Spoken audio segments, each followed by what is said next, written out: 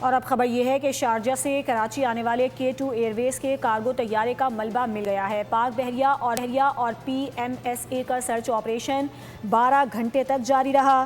طیارے کا ملبہ ارماڑہ کے ساحل سے 53 ناٹیکل مائل جنوب میں ملا۔ مزید شواہد اور عملے کے ارکان کی تلاش کے لیے سمندر میں ریسکیو کارروائیاں جاری ہیں۔ پاک بحریہ اور PMSA کے بحری اور فضائی اثاثے سرچ آپریشن میں مصروف ہیں۔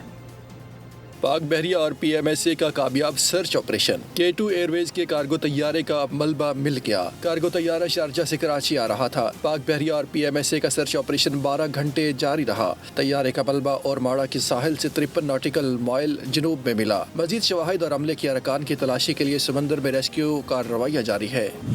پاک بحریہ اور PMSA کے بحری اور فضائی اثاثے سرچ آپریشن میں مصروف ہے۔ بوئنگ 737 کارگو طیارہ دوران پرواز لاپتہ ہوا۔ طیارے میں pilot Rizwan Idrees, first officer Faisal Mahmood, load master Taufiq Khan, engineers عارف صدیقی اور محمد حامد سوار تھے۔ لاپتہ طیارے کی تلاش کے لیے پاک فضائیہ کا صاحب طیارہ، پاکستان نیوی کے ATR طیارے، جنگی جہاز PNS ذوالفقار اور PNS حورین سمیت نیشنل شپنگ کارپوریشن کے تجارتی جہاز بھی آپریشن میں حصہ لے رہے ہیں۔ سبسکرائب کریں اور بیل دبائیں تاکہ کوئی خبر رہ نہ جائے۔